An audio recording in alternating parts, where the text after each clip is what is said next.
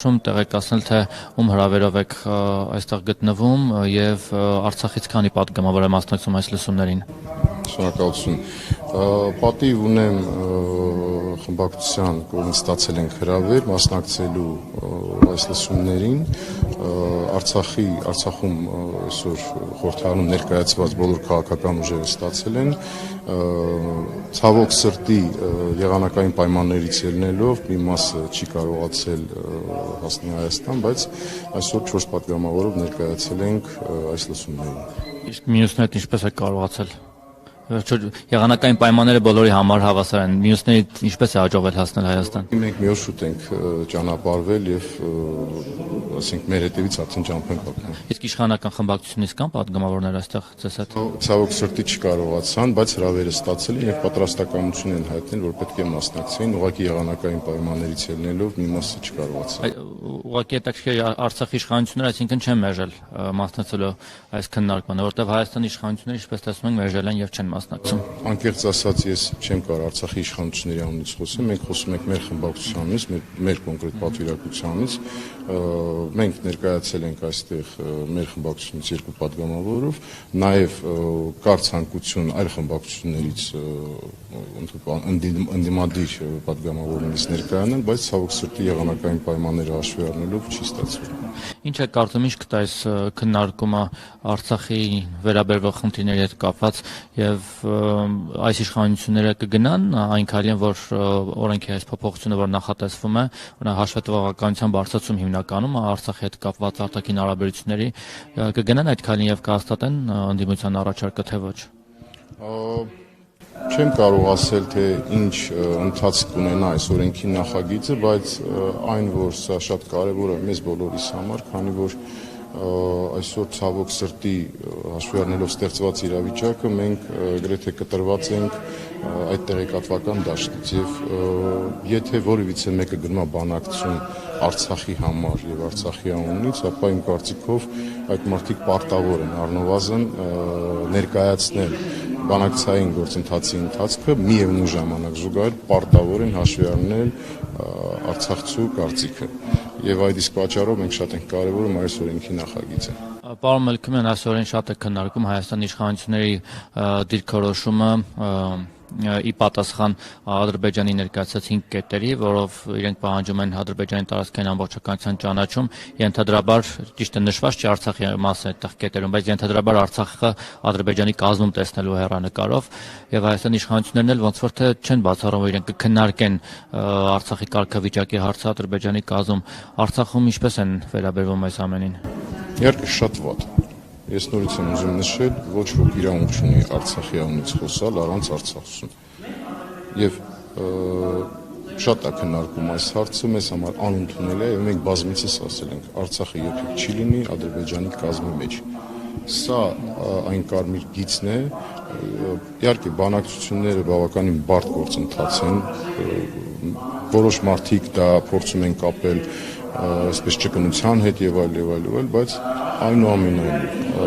բոլորը Արցախում ապրող մարդիկ բացառում են այդ տարբերակը եւ դա չի լինի։ Ցավոք սրտի դա միայն ձեր կամքից կախված չէ Արցախի ճակատագիրը, դրա համար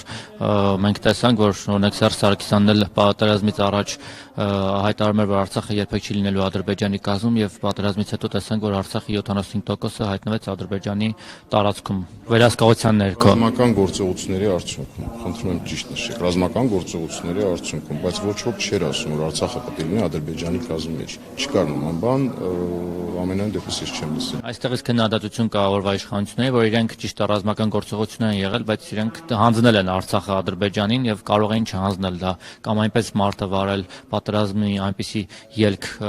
ապահովել, որ մենք այս ամենը չունենայինք։ Անկեղծ ասած այս թեմաներով այնքան շատ է արդեն խոսացվել եւ ավելացնելու բան չկա։ Իրականում մեծ հիասթափություն կա եւ կարծում եմ սա պետք է դաս լիներ բոլորիս համար, բայց ցավոք սրտի սա եւս մի անգամ դաս չի լիներ բոլորիս համար։ Մի բան էլ, պարոն Մելքումյան, Արցախի ժողովրդի դիրքորոշումը հայտնի է, դուք էլ եք այն արտահայտում, որ դեմ եք, որ ձեր անունից բանակցեն եւ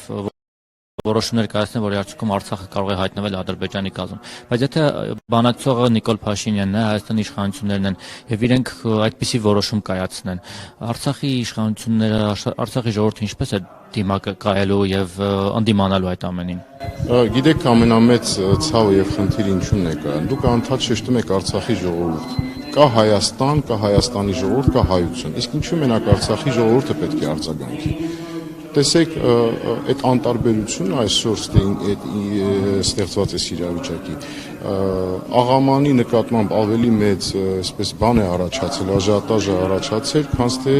նույն ձեր նշած 5 կետի վերաբերյալ նույն հանրության մեջ։ Իսկ ինչու պետք է մենակ Արցախը մտածի եւ ինչու պետք է մենակ արցախցին արձագանքի դրան։ Սրա մեջ է խնդիրը կայանում։ Արդյոք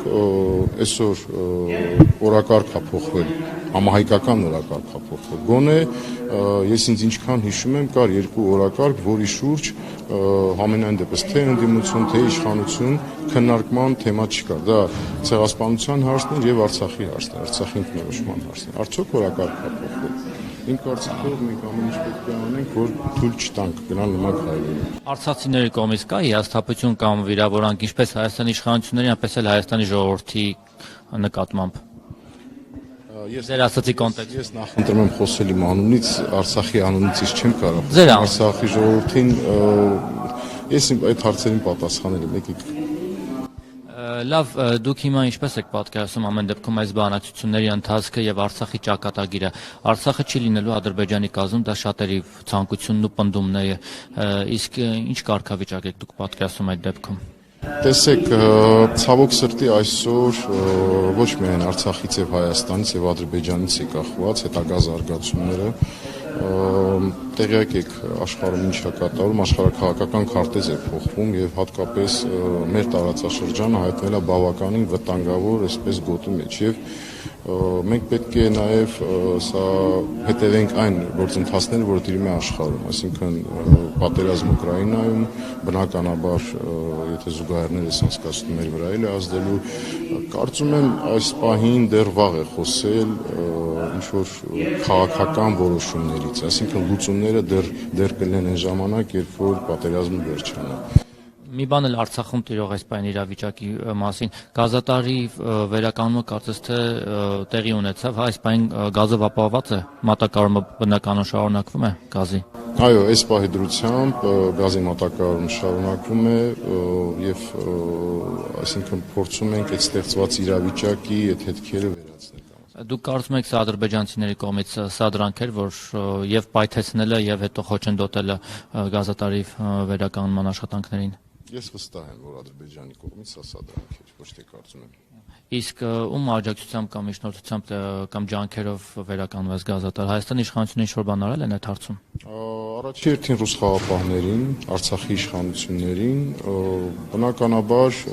եւ բոլոր այն կոմպետենտ մարդկանց, ովքեր որ այս կամ այլ ձև ներգրաված են տարբեր ձևաչափերով։ Կոնկրետ անուն ազգանուն չենք նշում, բայց չեմ բացառում, որ նաեւ Հայաստանից էլ խառնված են։ Մի բան էլ պարոն Մելքոմյան, ես արցախցիների հետ զրույցներում պատգամավորներ, այլ հանրային գործիչներ տպավորություն եմ ստանում, որ իրենք բարձրաձայնում են, որ Հայաստանի իշխանություններ եւ Արցախ կամ Հայաստան-Արցախ կապը խզվել է, սառել են հարաբերությունները եւ հույս են հայտնում, որ պետք է դրանք նորից վերականգնվեն, ջերմանան, բայց դրան զուգահեռ տեսնում ենք օրինակ Հայաստանից իշխող խմբակցությունը, քաղաքացիական պայմանագիր պատգամավորները մեկնում են Արցախ, այնտեղ ջերմ լուսանկարներ են անում, հաղորդագրություններ են տարածում, որ հիանալի համագործակցություն կա արցախցիների մեջ, ի վերջո իրականությունը որն է, կա ակտիվ եւ ջերմ համագործակցություն կոնե իշխանական մակարդակում Հայաստանի Արցախի միջև, թե իսկապես առեցված են որոշ բաներ, հարաբերություններ։ Պատերազմից հետո ես հիշում եմ մեկ անգամ, երբ որ Հայաստանի ազգային ժողովի պատվիրակությունը մեկնել է Արցախ, այո, այն ինչի մասին դուք նշեցիք, դա երկու հանձնաժողովների համատեղ նիստեր էր, որ խորհրդարանը, իհարկե խորհրդարանը թույլ է տալիս այս ձևաչափով աշխատել։ Սրանից դուրս ես չեմ հիշում, բնականաբար նաև մեր ընդդիմության գործընկերներն են այցելում, միանշանակ պետք է այս նշել, այսինքն բացի այս ձևաչափից եւ բացի այսօր Հայաստանի խորհրդարանի ներկայացված ընդդիմադիր ուժերից Արցախի հետ կապերը, ասենք մյուս խորհրդարանականները չեմ Հիմնական ընդդիմությունն է պահպանում։ իհարկե Նիկոլ Փաշինյանը եւս Արցախ չի այցելել պատերազմից հետո եւ դա եւս քննարկվեց, այստեղ էլ նրան հարց բարձրացրին, անհասկանալի պատասխան տվեց, թե ինչու չի այցելում եւ կարծիք կամ այսպես կասկած կա, որ գուցե Ալիևը թույլ չի տալիս, Ադրբեջանը թույլ չի տալիս Հայաստանի բարձրաստիճան ղեկավարներին այցելել Արցախ։ Տեսեք, դուք ինքներդ ասացիք, որ Նիկոլ Փաշինյանը ինքն էլ չպատասխանեց այս հարցին։ Ես էլ չեմ կարող այդ հարցին պատասխան տալ։ Ես խնդրում եմ իրան դիմեք եւ հարցի պատասխանը ինքը պետք է տա, ինչի՞ չի այցելում Արցախ։ Մի բան էլ, էլի ես չգիտեմ, կանխատեսում գուցե լինի, բայց պարոն Մելքոմովեր, չէ։ Բայց մտել ենք լրիվ ուրիշ դաշտ, էլի եկեք կամ խոսենք այս թեմաներից։ Արցախի մասով եմ ուզում հարցնել, պարոն Մելքոմյան։ Ռուս խաղապահների տեղակայման ժամկետը նախնական 5 տարով է եւ 2 տարին արդեն լրանում է։ Մյուս կողմից այս պայն Ադրբեջանը այսպես անընդհատ դրդում է, որ արագացվի process-ը Արցախի հետ կապված եւ կարծես թախորժակը մեծացել ուզում օր առաջ լուծել այս հարցը։ Դուք ինչ եք մտածում, բանը կհասնի մինչեւ 5 տարի ժամկետի լրանալուն եւ այսպես Մինսկի խմբի